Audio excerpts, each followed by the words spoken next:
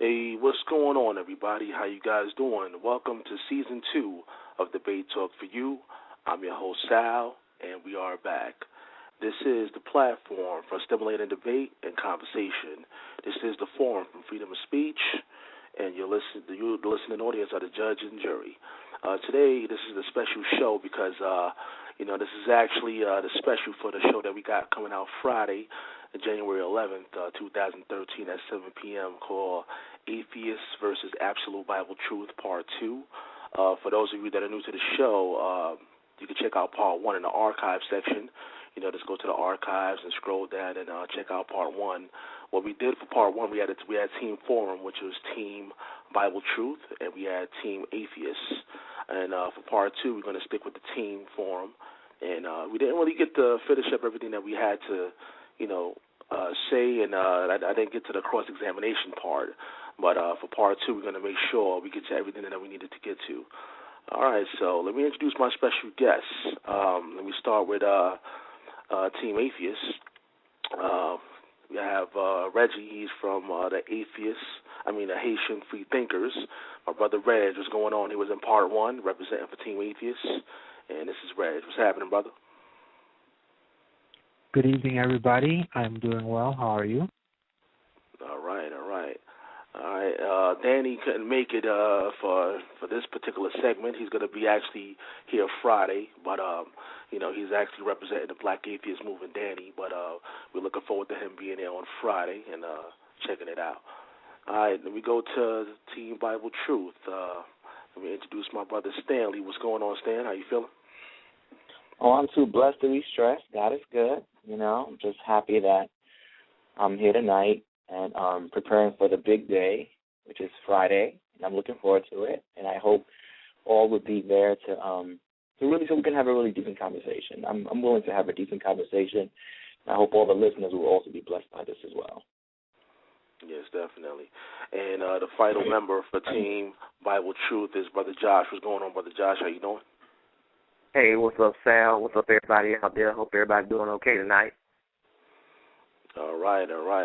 So we're basically going to have a brief little conversation about Part 1. We're going to, ask their opinions on what do they think about Part 1 and, some of the strategies going into Part 2.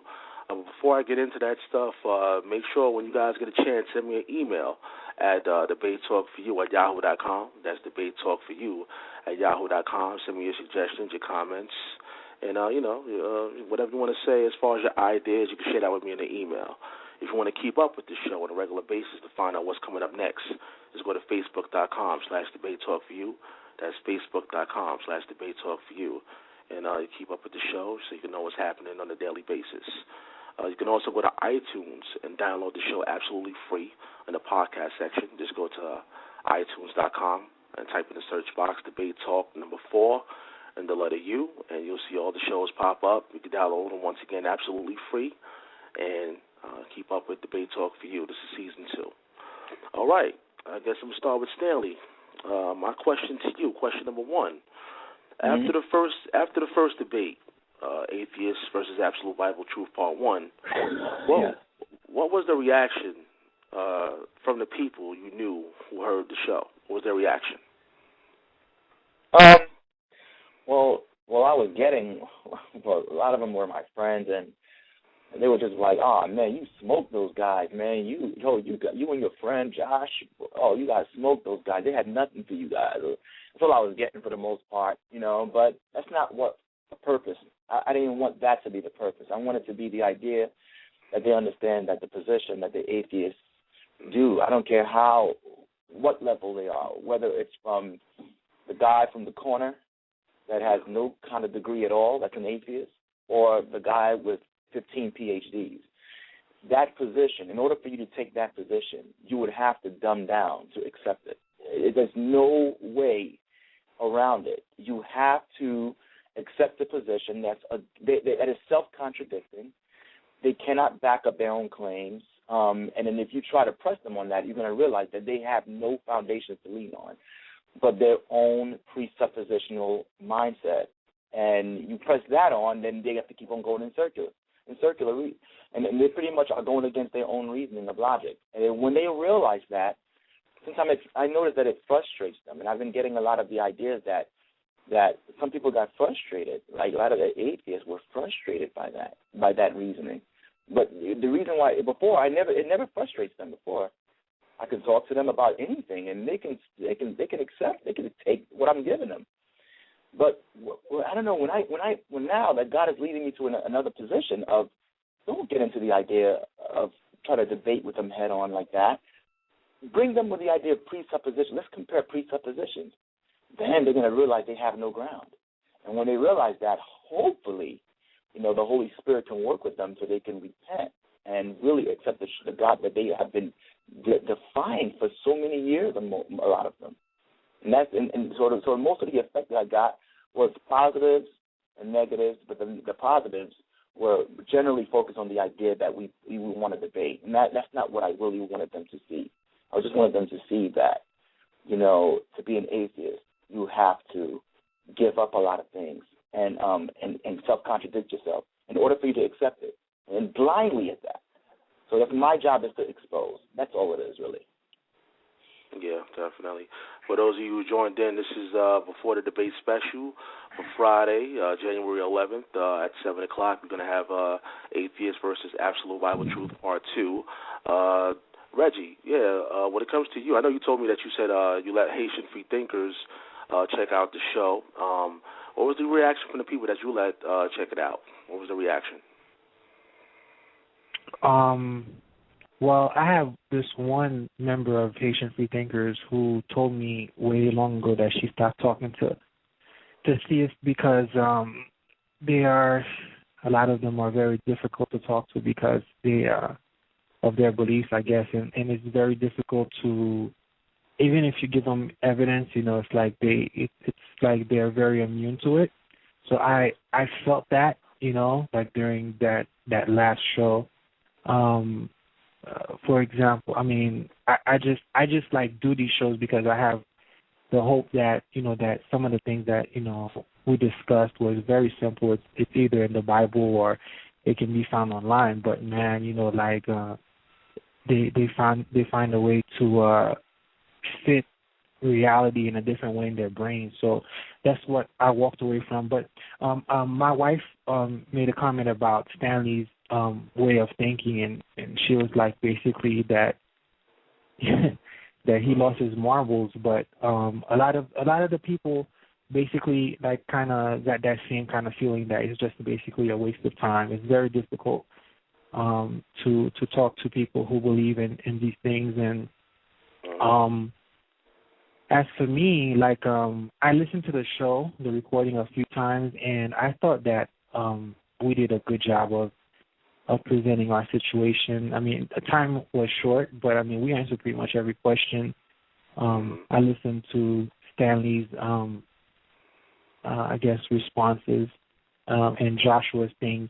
Joshua's what stood out for me is his definitions on scientific theory and everything, and and Ken Hovind and all that. I've since gone and revisited all that to verify that what I was saying was correct and what he was saying was incorrect, and it's still that's the case. So basically, the long story short is that for the people that listen to the show, they just shake their heads at Stanley and Joshua. So that was the reaction that I received. Okay. So they found it more like different it's difficult communicating with Christians or people that believe in the Bible, the people that you let listen. Well, I mean, you know, like with the Joshua in particular, with the scientific theory, he read correctly what a scientific theory is, and then he still said that, you know, basically that it was like a guess type of thing.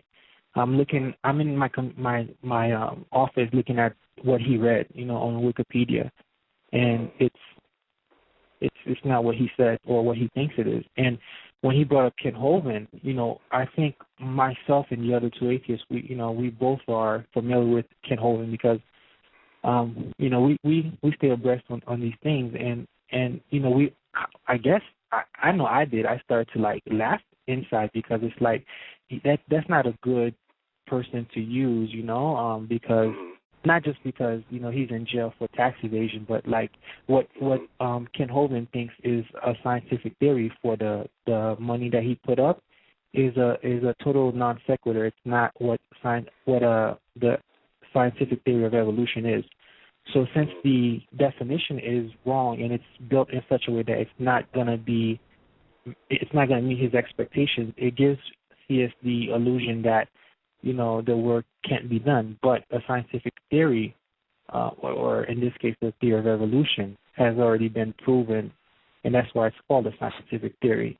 You know, so Hovind is not a good person to rely on. But I don't know if Joshua knew that, but I mean, I went and I looked at the money that he offered, and there's some information on that if you're interested. But I looked at it, and even I think Ensus and Genesis warned its followers not to, you know, fall into that situation. But I mean, I would have to give the sites and all that to refer to that.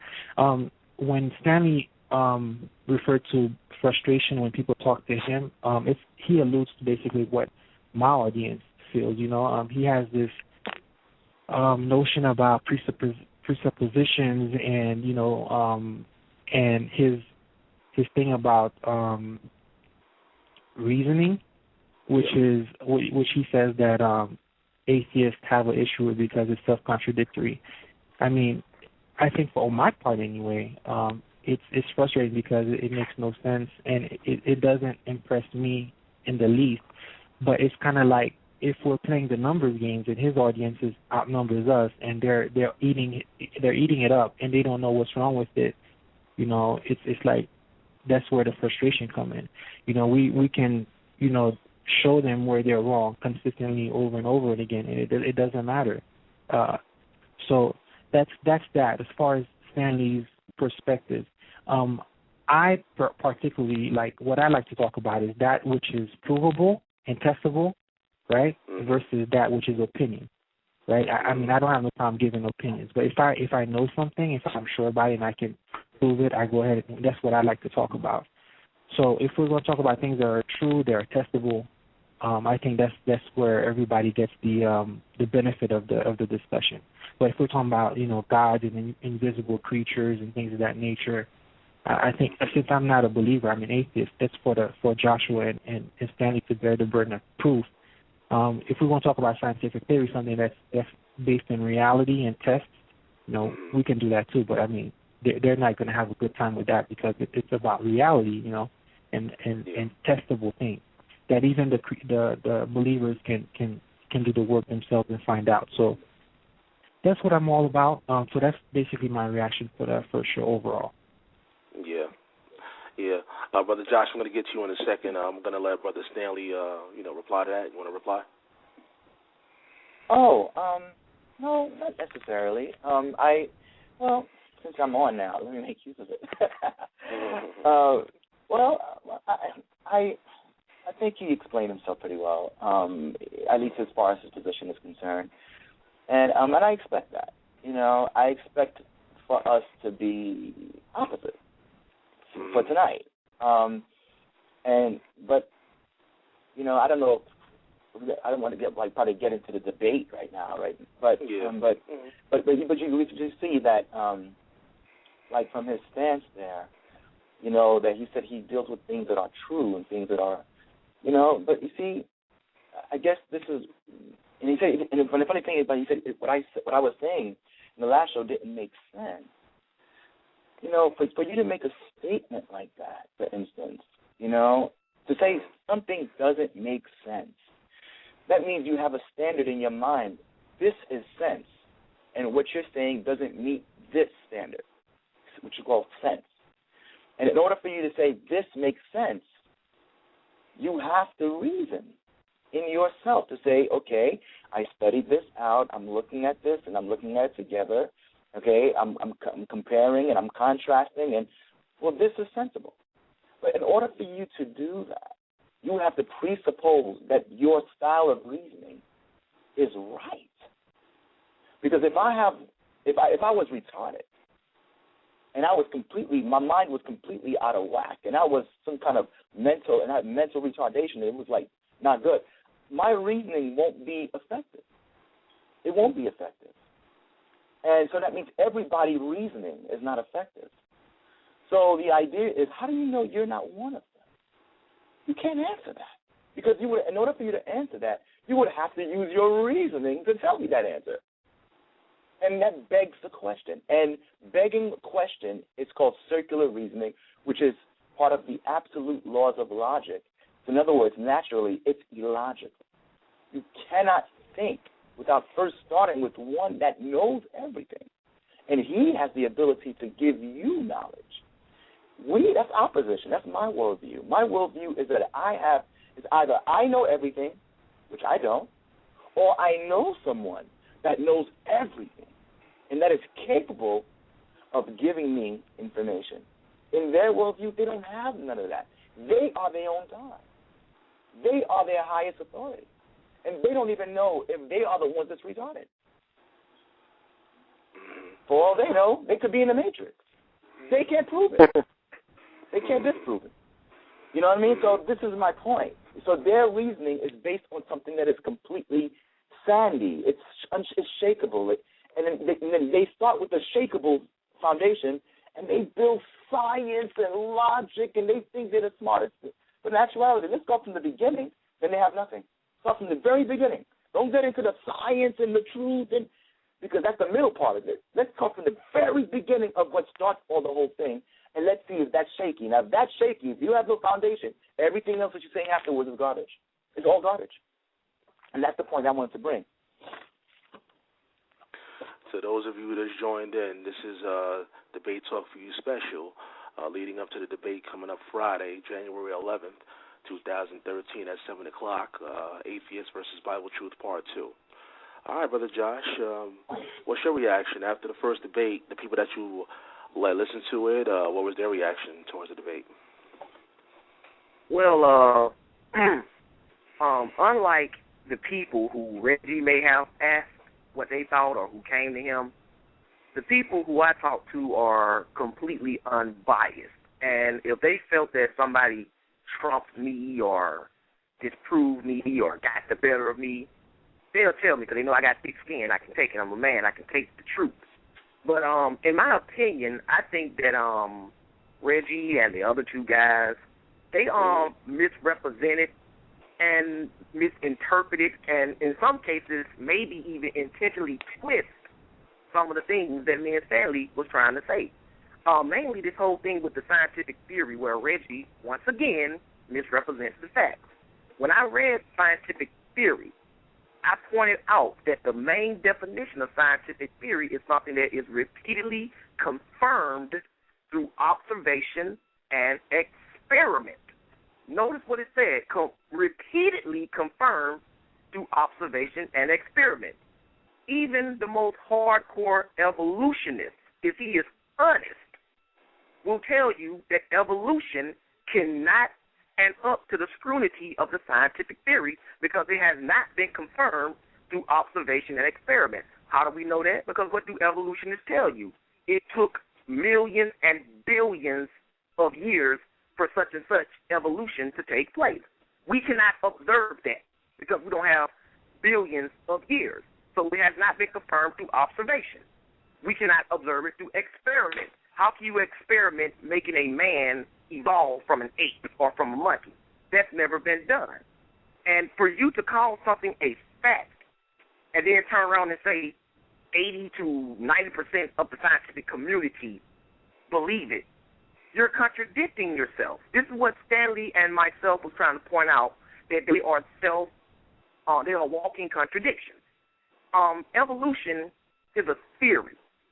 It's a theory. It's a widely believed theory, but it's a theory nonetheless. Not even all scientists accept it. Even all scientists in Darwin's day did not accept it. If evolution was concrete fact, then it would no longer be called the theory of evolution. There are scientists today. You can look them up. Just go on Yahoo, Google, and just search. Just type in the search, scientists who don't believe evolution, or do all scientists believe evolution, and watch how many responses you get. And even, like I said, if you're talking to an honest evolutionist, they will tell you that evolution is the only alternative to creatism. And we reject creatism, therefore we believe evolution by default. Sisters and brothers, my whole take on the last show was that I don't think that Reggie and Danny and I forget the other guy's name, John. I don't think these guys were being honest about what me and Stanley was really presenting to them, or about the contradictory in their views. Case in point, I looked up definitions in the dictionary, and these guys said you're using semantics, you're playing on words. I'm just reading definitions. I'm not twisting anything. I'm not adding my own interpretation. They said that they're trying to start a movement. You know, you got the Black Atheist movement. These guys said they're trying to start a movement. And the only question that I ended the show with, the main question I ended the show with, and this is the question that I present now to any and all atheists that are listening. If myself and Brother Stanley reject the ideal that there is no God, if we reject atheism and all of its forms and incarnations, what difference does it make to you? Do you follow what I'm saying? Why do you care? If there is no God, that means when we die, there is no heaven and there is no hell. We just all cease to exist. What I'm still trying to figure out, this is what I want to get to the bottom of on today's show. This is what I want Reggie to explain to me. What is it about people that believe in God, that are not, doing these crazy religious wars and trying to cut off people's heads or anything like that? I mean, like people like Stanley and myself, I can only use us because I know us, who just believe in God and trying to let God, that belief, foster and make us better people in society. What I want to know is, if it makes us happy and we're not hurting anybody and we're not trying to impose our belief on other atheists who don't want to hear it, what is it about that happiness and that joy that they see in Stanley, myself, and millions of other believers that just makes them want to strip it away, even though they tell you in the next breath it doesn't matter if you believe or not? That's all I want to know. That's what I want to get to. Other than that, if he can't answer that, then it really is a waste of time to continue to talk to these guys. That's my opinion. Yeah, let me let Reggie answer. Go ahead, Reggie. So Joshua wants to know why do we care about the belief of believers, specifically in Joshua and Stanley's case. Well, I personally don't really care too much as far as what Joshua and Stanley believes per se. I think what really affects us is that when the actions of the beliefs affect everybody else. Specifically, when believers vote or do certain other things that affect the real world, that's when those things come to light. And if I knew, for example, ahead of time that Joshua believes that the scientific theory of evolution, for example, which he just touched on, was just a quote-unquote theory, it may not have any consequence per se because we're just having a conversation here. But, they had the Scopes trial and other basically public hearings about where like a lot of believers and people who think like Joshua try to impose or try to change the scientific classes or what is taught in schools. that's when a lot of us who know better, are like, we better do something about it. I think it's fine that on the pure basis of belief that Joshua believes and what he, in his God and the Bible and all these things. It's all about, when the action comes. He talked about how there's some believers who do crazy things like cut people's heads off and start wars, just like the people in the Bible actually done. So if we know that, that their actions come from, are instructed from the books and their invisible friends and things of that nature. Because Stanley said that he has a source, if he said, just like a few minutes ago, that gives him knowledge, because apparently I'm unable to have that source. So he has that source, which I'm guessing is the God of the Bible, which he said that, without fearing that invisible creature, you can't know. So if I went ahead and I read the Bible, right, and then I see how Stanley, for example, keeps the Sabbath or does certain things, then I understand where he's coming from, right? But as soon as Stanley does something that, maybe violates, I don't know, the law of the U.S. or whatever, based on his belief or whatever, that's when, the real problem begins. So if I wish I can explain that as simplest as I can. You can keep the thoughts about the unicorns and the ghosts and the talking donkeys to yourself. That's fine. But in the reality, some people actually act on those beliefs, and that's where the issues happen. So you yourself may not go ahead killing homosexuals like the Bible says, right? But somebody else may, and most believers, as far as I know, they don't go around saying, stop that, that's not right. And then the other believer says, for example, perhaps, like in the Uganda, right? Well, it's against the thoughts of their God, So I personally think that's wrong. So what I do is that I try to communicate to people how their beliefs affects reality, and that it's a lot of it's wrong, but it's a difficult job because they actually do believe in these fairy tales. So that's why it's important to communicate to theists. So your whole thing is a lot of Christians intervene, or they push their beliefs on a society. Well, it's like, as far as, for example, I guess gay marriage and stuff like that. Do you feel like there's an issue with that? Yeah. Christians speak out against those right. things? I mean, in the Christianity, they have this thing called the Great Commission, which is pretty interesting because, they're supposed to go out and preach to the whole world, especially us as people of color, and the history, how we were taken from Africa and all that, and a lot of the reasonings behind the what happened, was promoted through and blessed by, Christianity and religion in general. So the actions is where the problems lie, right? So if Stanley sits in his home and he does his little videos and he talks about how scientific, whatever that he likes to do, I mean, it's almost fine, but he has followers. I'm sorry, Joshua, when he does those things. Stanley has the shows where, whenever you guys do your thing and talk about, that's fine. When let's say those people then start to actually take the words of the Bible because they're Bible believers, and they actually start to practice some of those things, that's where the problem lies. They may not be the ones cutting off people's heads, killing their children like Abraham attempted to do and Jessica actually did, and so on and so forth. But when those things happen, it's kind of like it's too late, It's too late. We have to try to let them know that, what, we have people out there that don't feel the same way. There's not just atheists, but people who believe in different things. And, if we can kind of have conversations, then perhaps we can avoid some of those things. That's really what's important for us.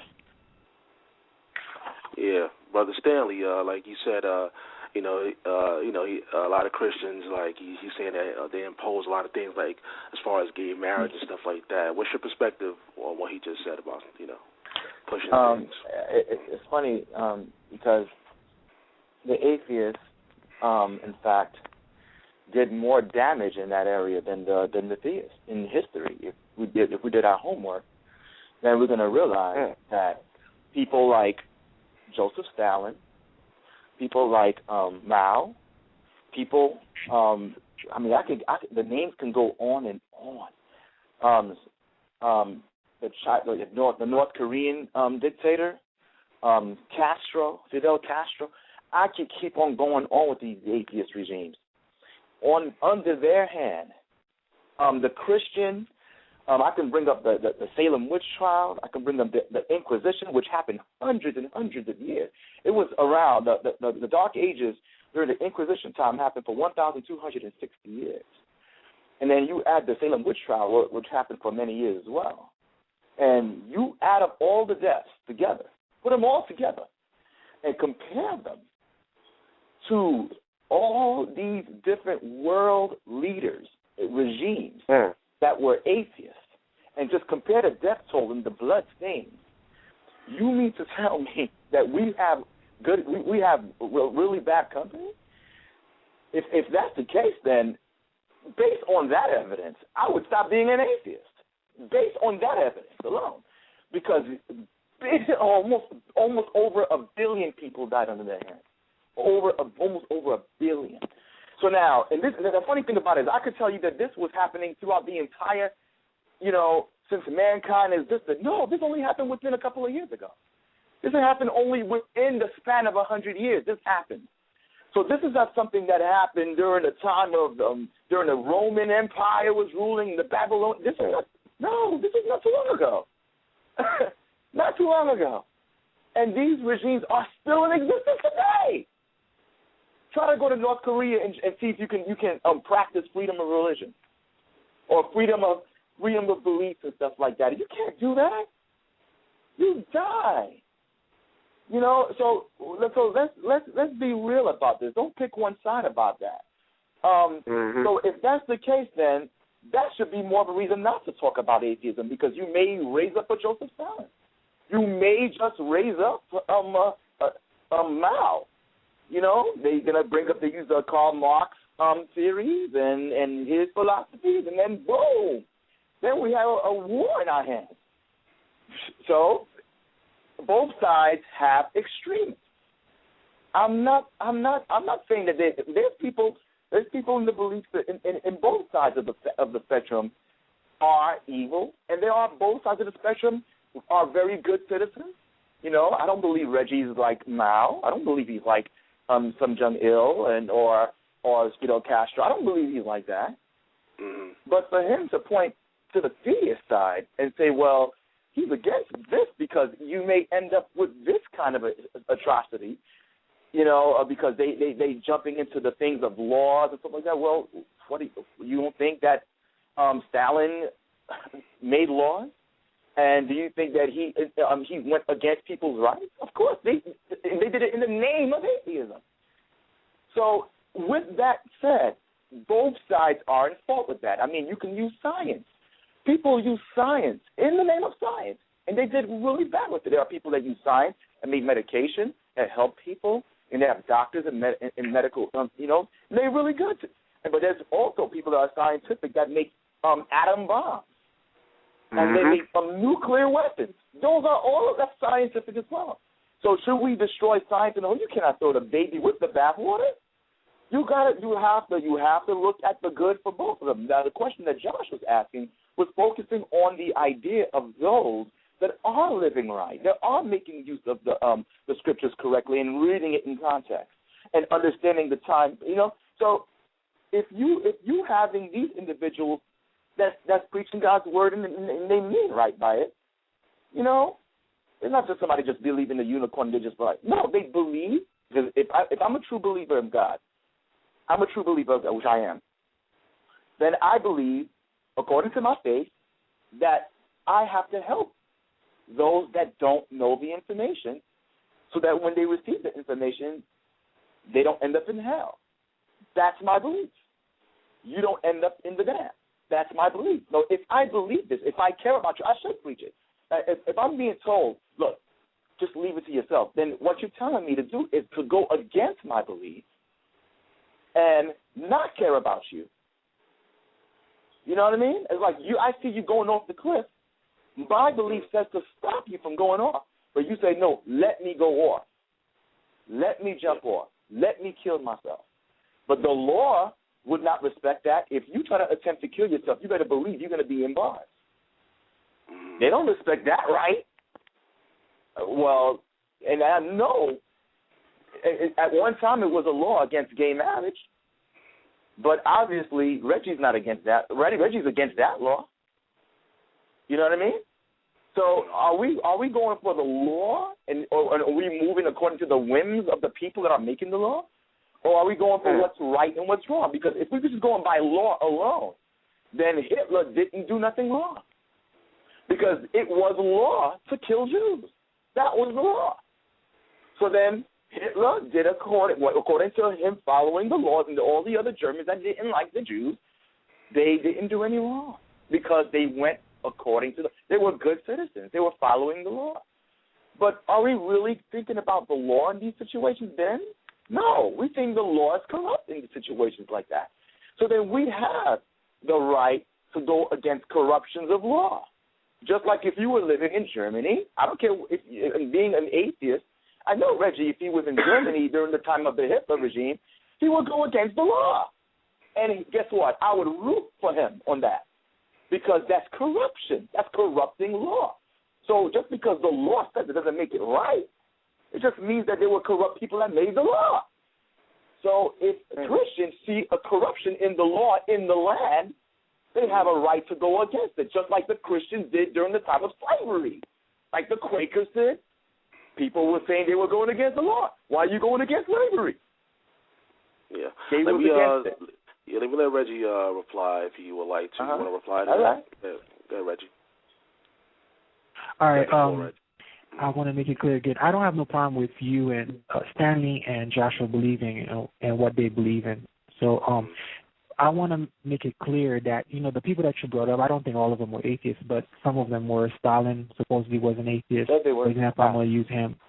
But I want to make sure that you guys understand. If Stalin, me, Danny, and John, if we do something wrong, right? Like if we go around killing homosexuals like the Bible says to do, like the fact that we did something wrong, right? We take the charge, we take personal responsibility. I myself, right, I'm not going to be here and tell you that Pol Pot or whomever else, if they did something wrong, they did something wrong. Now, one of the things that theists like to bring up, and I find that to be puzzling, is that they take an act done wrong by an individual like Stalin, and then they connect it to atheism. That's an interesting connection. I mean, I want to know how they make that connection, right? Because I don't know.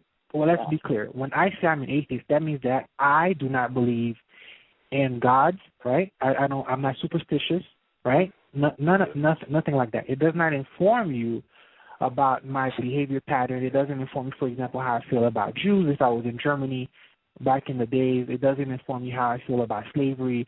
It does not inform you about everything else. If you want to know, like, okay, well, so how do you feel about, let's say, gay marriage? And you can ask me and I'll tell you. Yeah. So being an atheist does not inform anything about the person's moral standing or characters, right? So if Pol Pot was wrong, no problem. He killed a lot of people. We understand that it's wrong.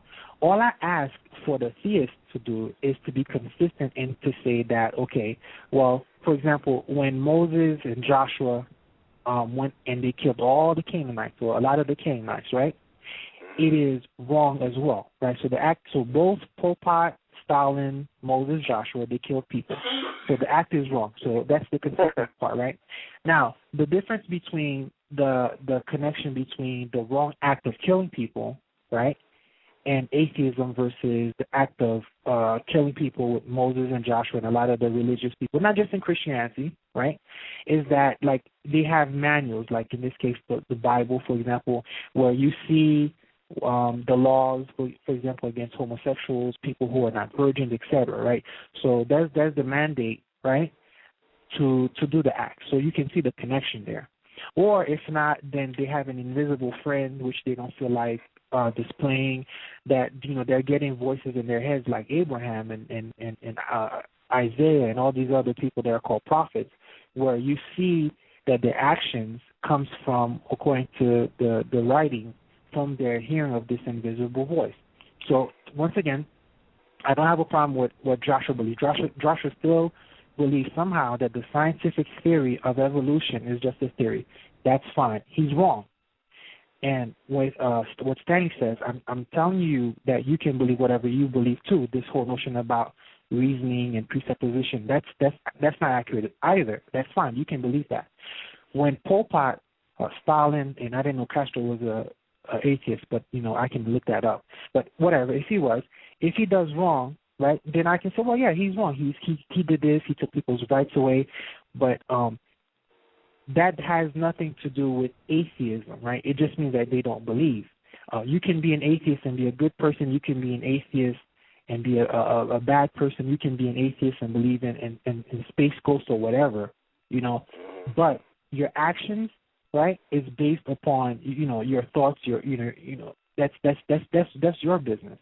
If we all agree that these things are wrong, that's fine. I'm not here to defend that, whatever the case is. But I read a book called the Bible, right, specifically, that, did a lot of all those bad things that Pol Pot, whatever the case is, it's in the book, which is, if I understand correctly, that's what you guys champion. That's what you guys want to go out there and preach. So, of course, Stanley can tell me that I'm about to jump off a cliff, and then I'll say, well, there's no cliff, there's this cliff. Oh, well, what happened is that my book says that there's cliff when after you die. We can have these discussions, and we've had them before. And I'll say, that's a little bit far-fetched for me. When you bring some evidence, perhaps we can talk, But that's where we come from. If, again, so I don't know how to make it any more clear.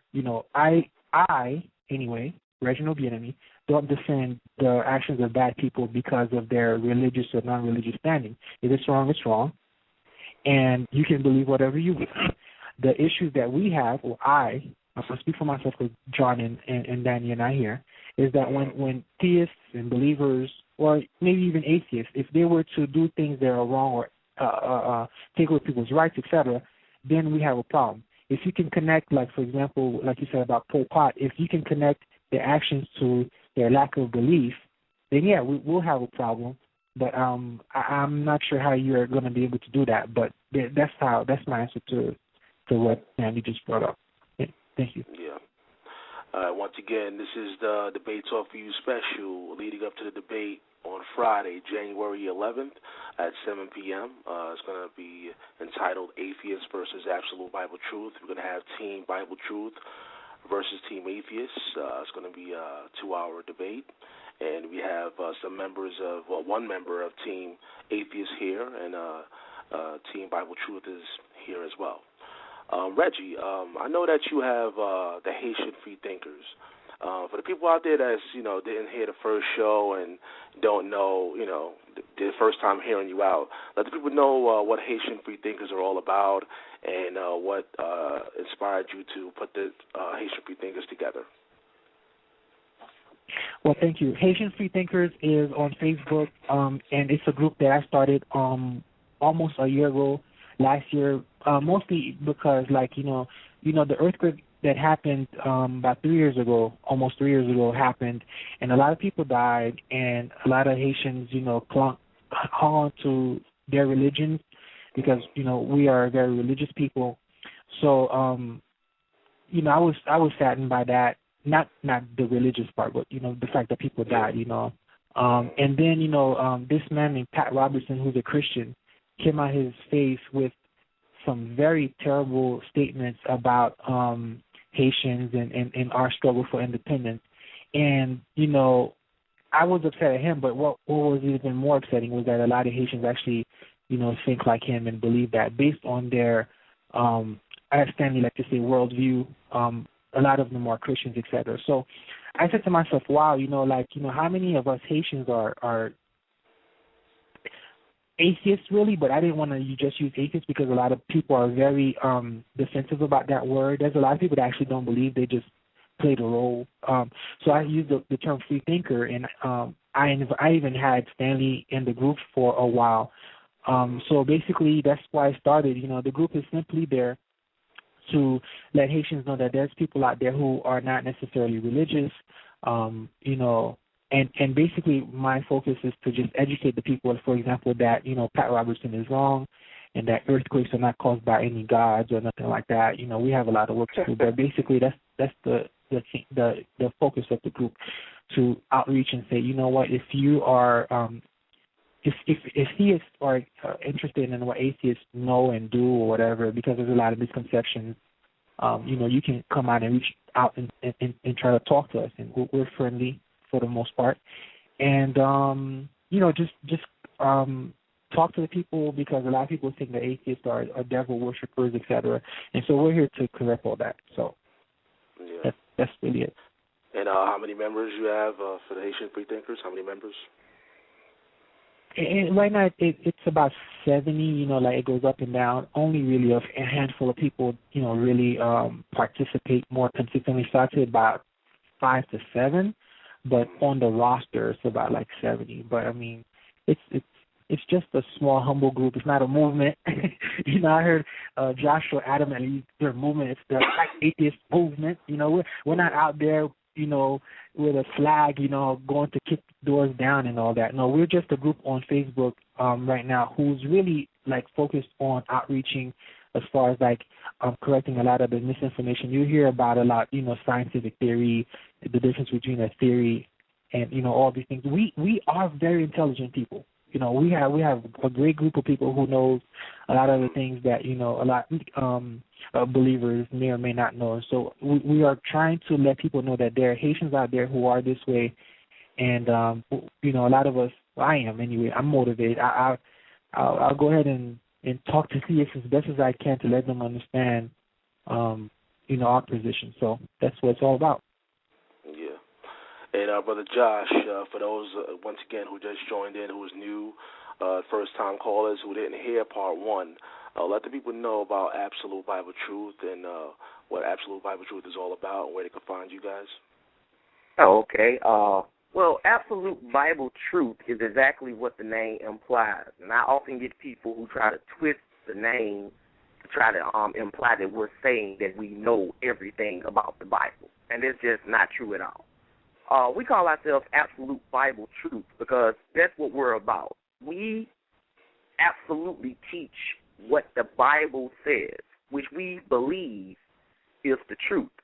And that's what we're all about. We don't lean into personal opinion, speculation, and belief outside of what the scriptures say, and we try to present it in proper context.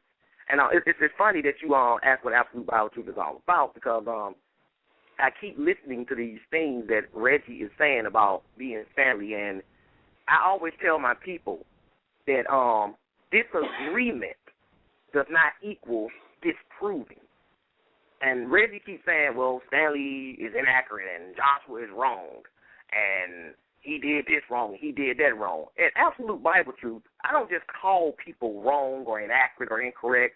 I provide facts and evidence to back up why I say people are wrong or incorrect. Because any fool can jump up and disagree with something. Anybody can do that.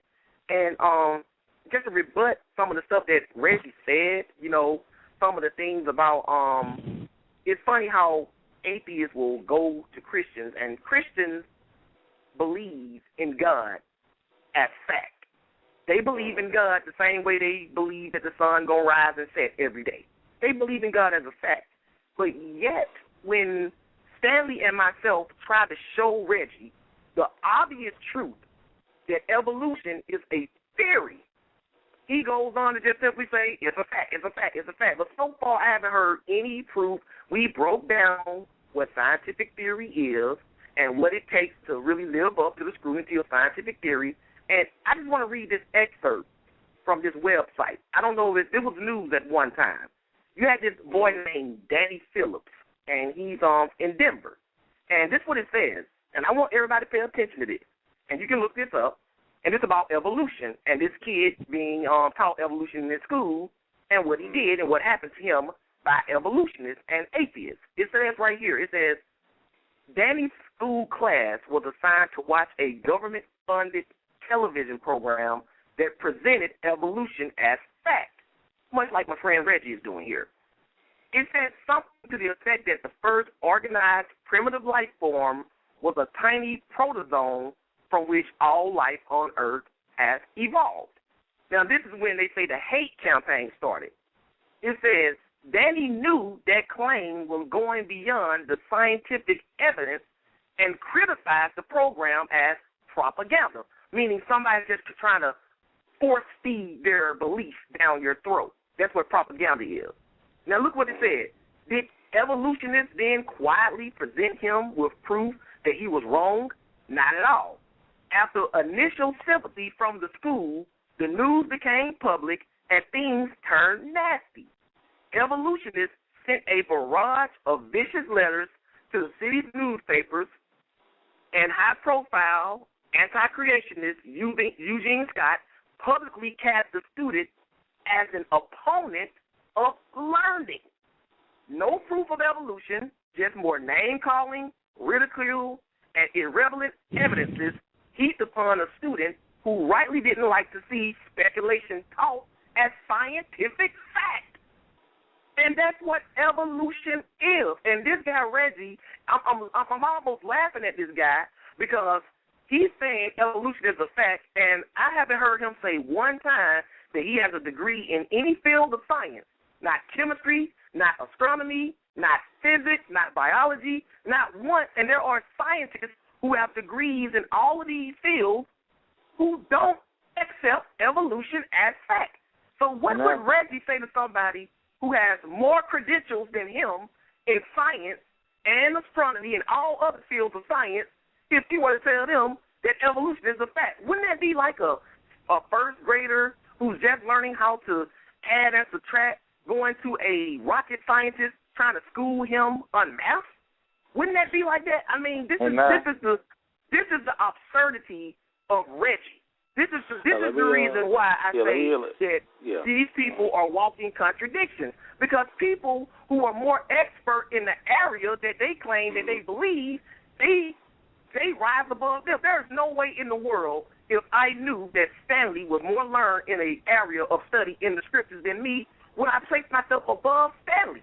That would just be stupid. I would not do that. I would not elevate my ego and my arrogance like that. And I'm like, if somebody tells you evolution is a fact, then what do you say about the hundreds of thousands of scientists with degrees who don't accept it? Are they stupid? Are they blind? Are they jealous? I mean, these are the type of questions that Reggie doesn't want people to ask. He just wants you to say, hey, the Bible is full of fairy tales. Hey, the Bible says kill homosexuals. First of all, the Bible does not say kill homosexuals. In ancient Israel, they had their own society and establishment, and that was the law in ancient Israel. In New Testament times, when they were under Roman rule, you could not kill anybody without permission from the Roman government.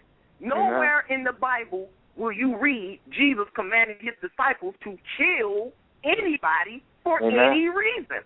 You can't read that. Yeah, let me let Reggie respond. We wound it down to the last 7 minutes. Go ahead, Reggie. You can respond. Okay. First with Joshua, you want evidence of evolution. I only have a few minutes left. Go ahead and accept my friend request. I sent a friend request to Absolute Bible Truth. I don't know your personal Facebook. I'll put the information that you want on your wall. Danny, I noticed that you're missing from my friends list, brother. What's going on? But I know you were part of Haitian People at one point. We gave some evidence of evolution as well. So you can share with Brother Joshua what you learned. And I want you, Stanley, since you know a little bit about fallacies, can you tell Joshua what fallacy he just created? He committed right now with the about degrees and all that? Yes, tell me, please. I'm sorry. What fallacy did he commit? I think he pretty much explained to you that you are not in a position to disagree with an individual from a position. As far as scientifically, as far as challenge is concerned, if there's two different positions in both sides. Like for instance, the sun. There's no debate about whether the sun exists. Everybody agrees with that. There's no debate about that because it's fact. But if there's a debate in something like whether Jesus existed, there's historians that say he did. So you don't know what he committed. So you don't know what fallacy he committed. Is that I didn't see he commit any. I didn't see he commit any fallacy. Everything he said was it's logical. called appeal to authority. No, you can that's look not that appeal up to because I know authority there. Joshua likes to look that up. He didn't appeal to authority. To answer I did Joshua's not question, appeal to authority. If Oh, That's go not ahead. well. appeal to Yeah, authority, Reggie. so Explain, that Reggie. basically when a person has a degree, for example, like Ken Hovind has a degree from Patriot University, right? He's wrong, right? Because what he's saying is not accurate according to what the scientific, and I'm going to say it slowly for you, the scientific theory of evolution is, okay? But you go ahead, if you want the evidence, because we only have a few minutes, hit me up. I'll give you the information, and I want you to come back on the next show and tell us what you learned. Same thing for Stanley if you want some evidence for whatever it is that you're looking for. Besides that, I hope I answered all the questions. Yeah, and also, of course, on Friday, you're going to disclose all that information on the debate. Please do. Friday, January 11th at 7 p.m. for those that's listening. Once again, if you catch the latter tail of the show, it's Debate Talk for You special. We're going to have a debate on Friday, Atheist versus Absolute Bible Truth. One of the members of Team Atheist is not here right now, but he's going to be here definitely this Friday at 7 p.m., and it's going to be a very interesting topic. I want to thank my special guests, Reggie, Stanley, and Brother Josh for being on the show. Once again, check out this Friday, Atheist versus Bible Truth, Part 2. You don't want to miss it, Team Atheist versus Bible Truth, and take care.